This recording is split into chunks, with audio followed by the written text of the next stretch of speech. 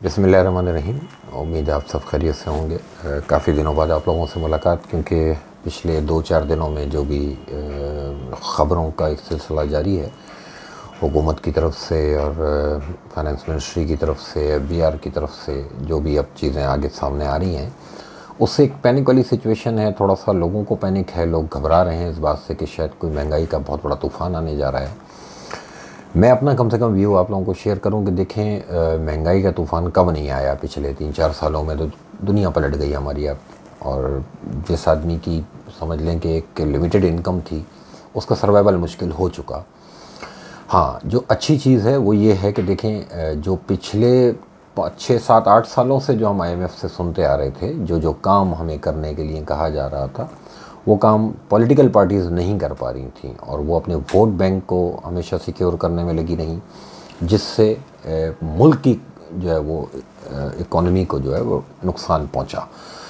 एक micro level पे, companies के लेवल पे अगर आप ग्रोथ देखें तो इस मुल्क में बहुत बड़ी ग्रोथ है कॉर्पोरेट की। और तमाम कंपनीज़ के, एटलीस्ट जो कंपनीज़ लिस्टेड हैं स्टॉक मार्केट में, उनके आप प्रॉफिट्स उठा के देखें कि ईयर ऑन ईयर बेसिस पे वो कंपनीज़ किस तरह से ग्रो करती रहीं, और उसी तरह ईयर ऑन ईयर बेसिस पे आपका मुल्क नीचे जाता रहा, आपकी करेंसी जो है डिवैल्यू होती रही और आपके मैक्रो मामलात जो थे वो ख़राबी की तरफ जाते चले गए।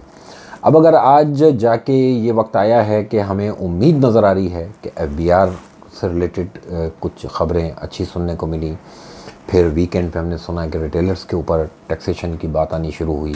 इसी तरह हम रियल स्टेट के ऊपर भी सुन रहे हैं कि आने वाले दिनों में कुछ जो है वो ख़बरें आएंगी और रियल स्टेट को भी टैक्स नेट में लिया जाएगा, उन पे भी कुछ नई टैक्सेशन होगी। देखें, इन चीज़ों से घबराना नहीं चाहिए। अब देखें, ये मुल्क की बका की जंग है और इस वक्त जो अगर आप 278 रुपये का डॉलर लिए बैठे हैं, तो हमें इस बात से खौफ करना चाहिए कि अगर आज भी ये रिफॉर्म्स हम नहीं करेंगे और आज भी अपने टैक्स नेट को अगर नहीं बढ़ाएंगे, तो जो पुराना टैक्स नेट है उसको तो पिछले आपने 75 साल में उसी को खून निचोड़ा है और उसी एक समझ लें कि मिडिल क्लास को ही आप टारगेट करते रहे, जो कि आज जो है वो लोअर मिडिल क्लास की तरफ शिफ्ट हो चुकी। पहली बार है कि आप समझ लें एलीट की तरफ जो है रुख हुआ है और एलीट क्लास को अगर टैक्स नेट में लाया जा रहा है, तो इससे ना एक आम आदमी को घबराने की ज़रूरत नहीं है। मुझे नहीं लगता कि इन चीज़ों से कोई बहुत बड़ा इन्फ्लेशन का हम फिगर देखना शुरू कर देंगे। इस तरह का कोई चीज़ मुझे नहीं लग रही, क्योंकि ये टारगेटेड जो है वो अगर टैक्स नेट को बढ़ाया जा रहा है उन सेक्टर्स को, जो सेक्टर्स देखें हम और आप जानते हैं कि इस मुल्क का जो सबसे बड़ा अलमिया है वो है जो हमारी जो ग्रे इकॉनमी है ना, वो कब यानी और कितना हमने इस मुल्क के ऊपर बर्डन डालना है कि उसको हम टैक्स नेट में लेकर आएँ। क्योंकि अगर आप ऊपर अगर आप मोटी फिगर्स ही देख लेना, तो सिर्फ आपकी ये रिटेलर्स और आपकी जो रियल स्टेट है, और स्पेशली जो रियल स्टेट है ना, ये आपकी पूरी जो आपकी इकोनॉमी एक तरफ, और सिर्फ एक रियल स्टेट जो कि अनडॉक्यूमेंटेड आपकी इकोनॉमी है वो एक तरफ। अब अगर आज आपको ये नीयत नज़र आए, मुझको ये नीयत नज़र आए कि हमारे जो पॉलिसी मेकर्स हैं वो आज इन सेक्टर्स को अगर लाने के लिए कोशिश कर रहे हैं, तो उसमें एक तो अप्रिशिएट करना चाहिए, उसको बैक करना चाहिए, और उसमें घबराने की कोई ज़रूरत नहीं है। मुझे नहीं लगता कि बहुत बड़ा बर्डन किसी एक आम आदमी पे आने जा रहा है। देखिए, रिटेलर्स में भी देखें, ऐसी बात है कि मुख्तलिफ़ क्लास के लोग हैं। कुछ रिटेलर्स बहुत अपर क्लास के हैं और कुछ जो है वो जैसे मिडिल क्लास के लोग हैं। उनके लिए भी देखें, जो जिस तरह का फार्मूला सामने आ रहा है ना, उसमें मुझे नहीं लगता कि कोई बहुत इतना बड़ा बर्डन आप लोगों पर आ जाएगा कि जिससे अल्लाह ना करे आप लोगों को घर चलाना मुश्किल हो जाएगा। ऐसा नहीं है। और जहाँ तक बात रही कि अभी ये पेट्रोलियम लेवी के ऊपर भी बात आई कि और GST लगाने की भी बात है, हो सकता है थोड़ा बहुत पेट्रोल प्राइसेस बढ़ें, लेकिन वो इवेंचुअली मुल्क को जब ज़ाहिर सी बात है कि रेवेन्यू जनरेट होगा, मुल्क जब टैक्स कलेक्शन ज़्यादा होगी, ऑटोमेटिक उसका इम्पैक्ट आप उसके मैक्रोस पे देखेंगे, यानी अपने रुपये को स्ट्रेंथन होता हुआ देखेंगे।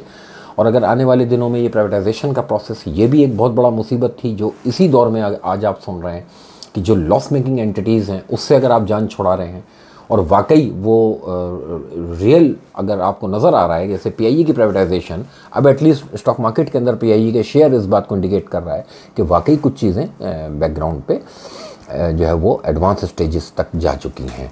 तो ये चीज़ें देखिए इवेंचुअली हमारी इकोनॉमी के लिए फ़ायदेमंद हैं और इसका एक ट्रिकल डाउन इफ़ेक्ट एक आम आदमी पे आएगा। आज वो दौर नहीं है कि आप जो है इन चीज़ों पे घबराएं, और घबरा भी लेंगे तो क्या होगा। घबराहट से ये चीज़ें अब پلٹنے والی نہیں ہے. ان معاملات سے آپ پیچھے ہٹ نہیں سکتے. اگر آپ کی تمام اسٹیٹ اونڈ کمپنیز آج سرکولر ڈیٹس میں پھنسی ہوئی ہیں تو اس سے زیادہ اور کیا جانا ہے. یہ مائنس والا معاملہ ہے کہ آپ کی یہ کمپنیز اب مائنس میں جا چکی ہیں. آپ کی جس ملک میں کارپوریٹ گروتھ 65% تک دیکھی ہو اور آن این ایوریج 45% کے آس پاس کی کارپوریٹ گروتھ ہو, اسی ملک کی جو اسٹیٹ اونڈ کمپنیز ہیں وہ مائنس میں ہوں, تو اب آپ سوچ لیں کہ یہ کتنی بڑی ایک ناانصافی جو ان کمپنیز کے ساتھ ہے. ایونچولی دیکھیں یہ کمپنیز بہتر ہوں گی, ان کمپنیز کے اندر ایکٹیویٹی, بزنس ایکٹیویٹی دوبارہ ریوائیو ہوگی. ہم کم سے کم امپورٹ بیس جو ہے گروتھ سے اب اوائڈ کریں گے, اور اگر ہم کچھ بنا کے بیچنے کی پوزیشن میں اگر آنے کی شروعات میں ہیں, یہ ایک اچھا سائن ہے. میں لوگوں کو مسلسل اپنے اینڈ پہ لوگوں کو یہ حوصلہ دے رہا ہوں کہ دیکھیں یہ ٹائم ایسا ہے کہ ایک دوسرے کو ڈرائیں مت اور گھبرائیں مت.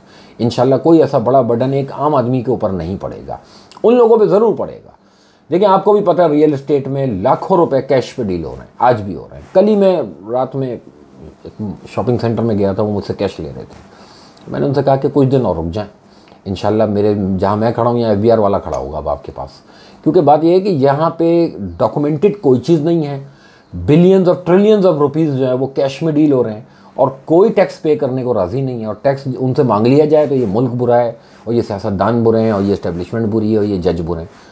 خود کیا ہیں وہ بتانے کو راضی نہیں ہے. دیکھیں یہ ایک اچھا وقت پاکستان کے اوپر آ رہا ہے کہ ہم ٹیکس نیٹ کو بڑھانے جا رہے ہیں شاید پہلی بار. اور اگر یہ کام واقعی اگر ہو رہا ہے, دیکھیں ابھی سٹارٹنگ ہے, ہو سکتا ہے نہ ہو, اب تک 75 سالوں میں نہ ہوا, لیکن اب نظر یہ آ رہا ہے کہ شاید یہ کام ہونے جا رہے ہیں. اور جہاں تک مجھے لگتا ہے تو میں بہت کانفیڈنٹ ہوں کہ یہ کام ہونے جا رہے ہیں. ان کاموں کو اب روک کوئی نہیں سکتا.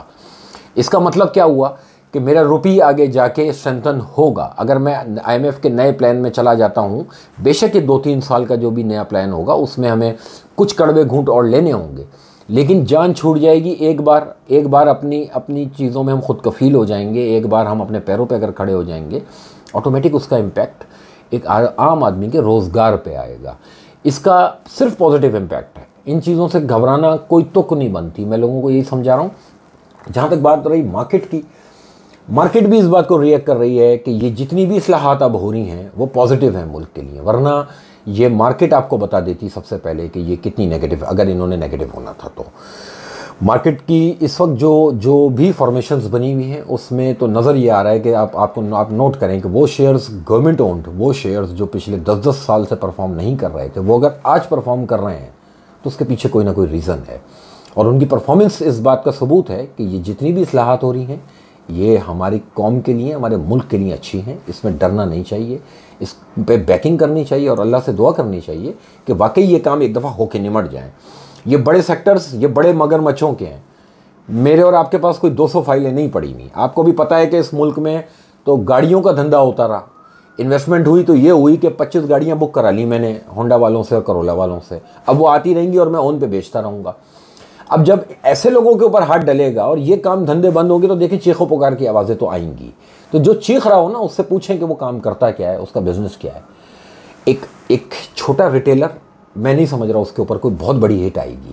وہ اگر 4-5 ہزار روپے 6 ہزار روپے اگر وہ ٹیکس پے کر رہا ہے نا تو وہ اس کو بھی فیل ہوگا کہ یہ ویسا ہی ہے کہ جیسے ہم ڈرتے تھے ایک زمانے میں کہ یار یہ پیٹرول پرائس بڑھے گی تو شاید ہم بھوکے مر جائیں گے. اب یہ آج 280 روپے کا پیٹرول میں اور آپ ڈلوا رہے ہیں. کتنے لوگ ہیں جو اب جا کے روڈوں پہ آپ دیکھیں کتنا ٹریفک کم ہوا ہے. کوئی ٹریفک کم نہیں ہوا ہے. بات یہ ہے کہ ٹھیک ہے فالتو گھومنا لوگوں نے ضرور کم کیا ہوگا, اپنی چادر کے اندر پیر سمیٹے ہوں گے, لیکن جو عیاشیاں اس ملک میں ان سیکٹرز کی تھیں جن کو آج تک ٹیکس نیٹ میں نہیں لایا گیا, تو ان کا ٹیکس نیٹ میں آنا ایک گڈ نیوز ہے. میرے حساب سے مارکیٹ بھی اس چیز کو سیلیبریٹ کرے گی. ابھی رمضان ہے, لوگ روزے ووزے رکھ کے سو زیادہ رہے ہیں, والیومز مارکیٹ میں کم ہو گئے ہیں. ادروائز مارکیٹ میں کوئی گھبرانے کی ضرورت نہیں ہے. ڈاؤن سائڈ تھوڑی سی مارکیٹ میں باقی ہے, لیولز میں نہیں بتا رہا, ڈاؤن سائڈ باقی ہے. مجھ سے پرائیویٹ میں جو لیول پوچھ لے گا اس کو بتا دوں گا. ادروائز میرے کلائنٹس کو لیولز جا رہے ہیں, کلائنٹس کے لیے لیولز ہیں. باقی عام پبلک کے لیے اتنا ہی کافی ہے کہ مارکیٹ میں گھبرانے کی ضرورت نہیں ہے. نیچے جو بھی چیز ملے مال لے کے کام کرنا چاہیے. 4-5-6 سیکٹرز ایسے ہیں جو کہ فوکس میں ہیں SIFC کے, ان میں انویسٹمنٹ کرنی چاہیے. اسٹیٹ اونڈ کمپنیز میں انویسٹمنٹ کرنی چاہیے. پاکستان پہ بیٹ کرنی چاہیے. اس وقت پاکستان پہ بیٹ کا مطلب یہ ہے کہ پاکستان کی اسٹیٹ کی جو جتنی بھی کمپنیز اسٹاک مارکیٹ میں لسٹڈ ہیں اس وقت ان کمپنیز میں پیسہ لگائیں. انشاءاللہ آنے والے دنوں میں مارکیٹ آپ کو بہت اچھا ریٹرن دے کے جائے گی. اب عید کے بعد ہی کوئی ملاقات آپ سے ہوگی. رمضان میں زیادہ بولا نہیں جا رہا, اور اس وقت صرف اس لیے آیا کہ لوگ جو یہ جو نیا ٹیکس کے جو معاملات سن رہے ہیں اس سے لوگ گھبرا بہت رہے ہیں. بالکل کوئی گھبرانے کی ضرورت نہیں ہے. یہ ملک اچھے ٹریک کی طرف بڑھ رہا ہے. دعا کریں کہ واقعی یہ اچھے ٹریک کی طرف اسی طرح بڑھتا رہے. آپ لوگوں کا بہت شکریہ.